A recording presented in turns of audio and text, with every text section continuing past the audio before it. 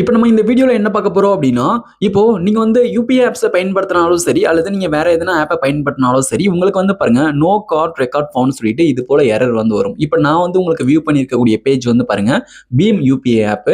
இப்போ நான் வந்து ஒரு ப்ராசஸ் பண்ணும்போது எனக்கு வந்து இந்த எரர் வந்து வந்தது. நீங்க ஒரு சில டைம் அ இப்போ உதாரணத்துக்கு சொல்லணும் அப்படின்னா, இப்போ நீங்க வந்து யுபிஐ பின் வந்து நீங்க ரீசெட் பண்றீங்கன்னு சொல்லிட்டு வச்சுக்கோங்களேன். ரீசெட் பண்ணும்போது நீங்க வந்து சரியான கார்ட் டீட்டெயிலா குடுக்கல அப்படின்ற பட்சத்துல உங்களுக்கு வந்து இந்த பிரச்சனை வந்து வரும். இது போல வந்து பாருங்க நெறைய காரணங்கள் வந்து இருக்கு. அத நம்ம வந்து ஒவ்வொன்னா பார்ப்போம். அதுக்கு முன்னாடி நீங்க இன்னும் நம்ம சேனல சப்ஸ்கிரைப் பண்ணாம பார்த்துட்டு இருக்கீங்க அப்படின்னா, மறக்காம சப்ஸ்கிரைப் பண்ணிக்கோங்க. அப்படியே பக்கத்துல இருக்கக்கூடிய பெல் ஐகானை கிளிக் பண்ணி ஆல்ல செட் பண்ணிக்கோங்க. அப்பதான் நான் போடக்கூடிய புதிய அப்டேட்ஸ் எல்லாமே உங்களுக்கு உடனுக்குடன் நோட்டிஃபிகேஷனா வந்து சேரும். இப்போ வீடியோக்குள்ள போகலாம்.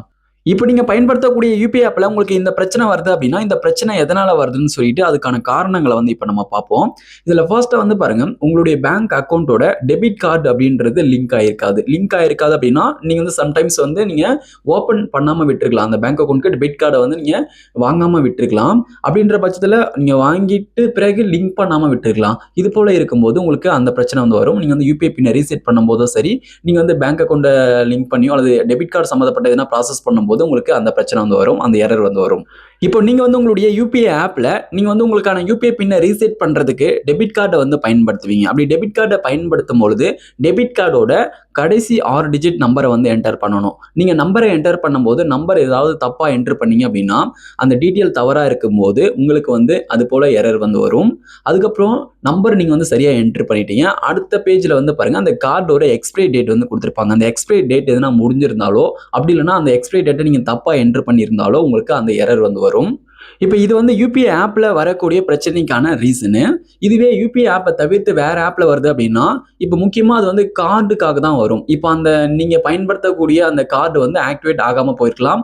நீங்க என்டர் பண்ணக்கூடிய அந்த கார்ட் டீட்டெயில்ஸ் வந்து மிஸ்டேக் பண்ணியிருக்கலாம். அது எல்லாமே நீங்க மெயினா செக் பண்ணணும். இதுதான் வந்து பார்த்தீங்கன்னா, மெயின் ரீசன் யுபிஐ ஆப்க்கா இருக்கட்டும் அல்லது அதர் ஆப்ஸ்க்கா இருக்கட்டும். இதுதான் வந்து பார்த்தீங்கன்னா மெயின் ரீசனு.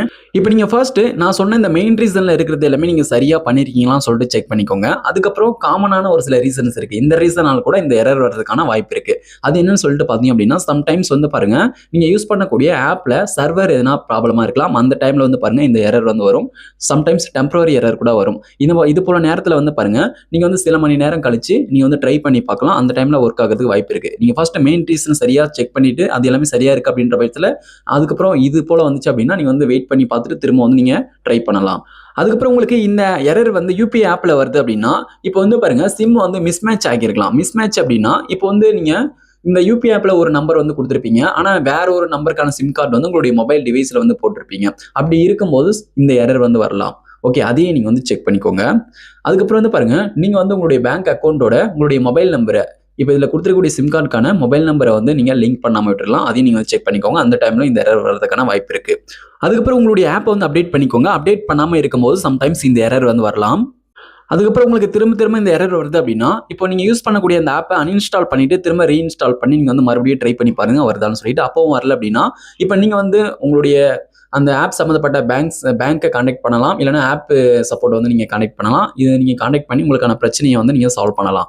ஓகே, இப்ப இதுதான் வந்து பார்த்தீங்கன்னா ஃபைனல் சொல்யூஷன். நான் வந்து இந்த வீடியோல குடுத்த ஒரு சில டிப்ஸ் வந்து உங்களுக்கு ஹெல்ப்ஃபுல்லா இருக்கும்னு நெனைக்கிறேன். ஹெல்ப்ஃபுல்லா இருந்துச்சு அப்படின்னா இந்த வீடியோக்கு மறக்காம ஒரு லைக் பண்ணுங்க. Thank you friends.